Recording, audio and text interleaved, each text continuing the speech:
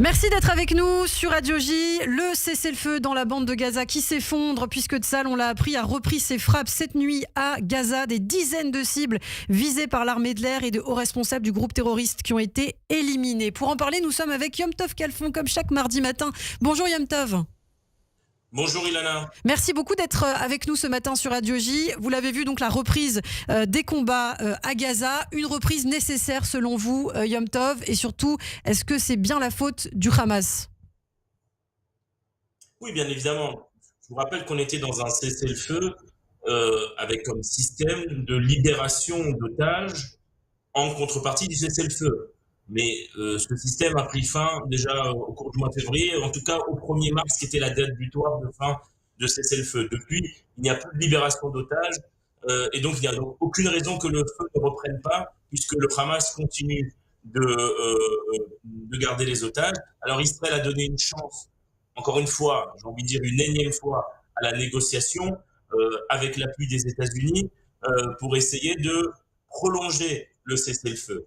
Mais on voit bien que cela n'a pas aidé, puisque ça fait déjà donc plusieurs semaines que le Hamas campe sur ses positions, ne libère pas d'otages et, entre-temps, profite de la situation actuelle du calme qu'il y avait pour se réarmer, pour se réorganiser. Il y a déjà eu ces derniers jours des frappes sporadiques sur des terroristes du Hamas qui avaient tenté de placer des explosifs, qui avaient utilisé des drones pour, encore une fois, pour préparer de futures attaques. Il y a même des informations, la censure a été levée hier sur des informations, pourquoi il y avait une réorganisation totale du Hamas, 20 000 combattants, pour préparer un nouveau 7 octobre, tout simplement. Et donc, on voit bien que le Hamas donc, profitait du cessez-le-feu, non pas pour reconstruire Gaza ou libérer les otages, mais pour se réarmer, se réorganiser et donc attaquer de nouveau Israël. Alors, Israël, de manière tout à fait normale, prend les devants et ce matin, en tout cas, frappe le Hamas. Alors, Israël prend les devants. L'objectif principal, c'est évidemment la libération des otages. Mais ce matin, on a une réaction du Forum des familles des otages qui accuse le gouvernement justement d'abandonner les captifs, de les mettre en danger. Qu'est-ce que vous en pensez ?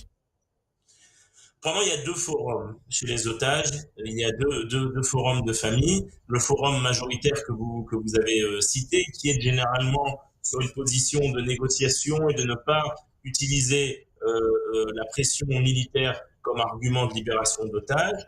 Et il y a l'autre forum qu'on appelle en hébreu forum de l'espoir, Tikva, ou forum Agboura, ce sont une autre partie de famille des otages qui a, d'après ce que j'ai vu ce matin, félicité la reprise des combats et qui, elle, considère que la stratégie la plus efficace pour libérer les otages, c'est de mettre une pression militaire maximale sur le Hamas. C'est que comme cela qu'on pourra obtenir des libérations d'otages.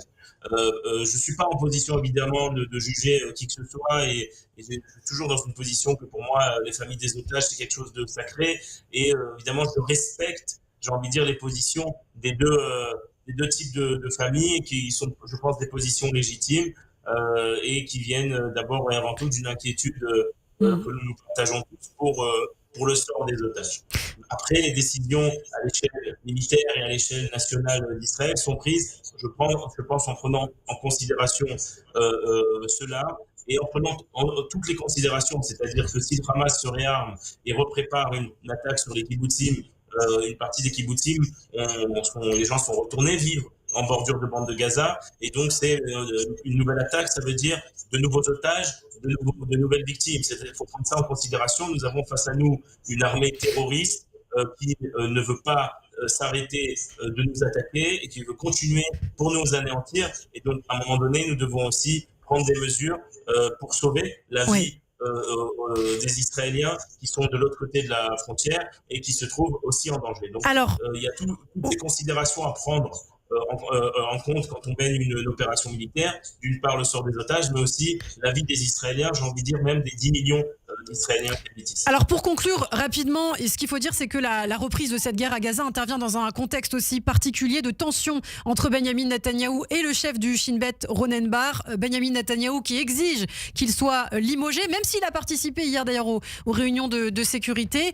À quoi on assiste là, selon vous, Yom Tov Khalfon ? Est-ce qu'on n'assisterait pas à quelque chose d'antérieur au 7 octobre à nouveau ?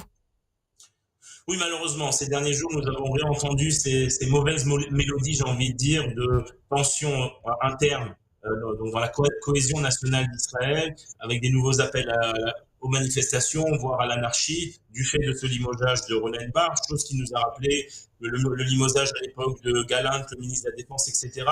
Et donc, je pense que c'est dangereux pour Israël. Il faut savoir que durant la guerre, on a obtenu des informations internes du Hamas. Qu'est-ce qui a poussé le Hamas à faire le 7 octobre? C'est deux événements particuliers. La première, ça a été une opération militaire ratée d'Israël en 2021, l'opération Gardien des Murailles, que Hamas a vue comme une victoire. Et la deuxième chose, ce sont les manifestations monstres de l'année 2023 du fait de la réforme juridique. Donc, ce sont ce qui motive les organisations terroristes, c'est d'une part une perte de dissuasion militaire et un manque de cohésion nationale en Israël. Donc, nous devons, je crois, faire attention à garder ces deux pôles en ligne de mire, une cohésion nationale d'un côté, d'être unis tous ensemble, malgré nos différences, et évidemment faire comprendre à nos ennemis qu'il y a une dissuasion militaire sérieuse en face. Merci beaucoup Yom Tov Khalfon, merci d'avoir été avec nous, d'avoir réagi ce matin sur Radio J. Je vous dis à la semaine prochaine avec grand plaisir.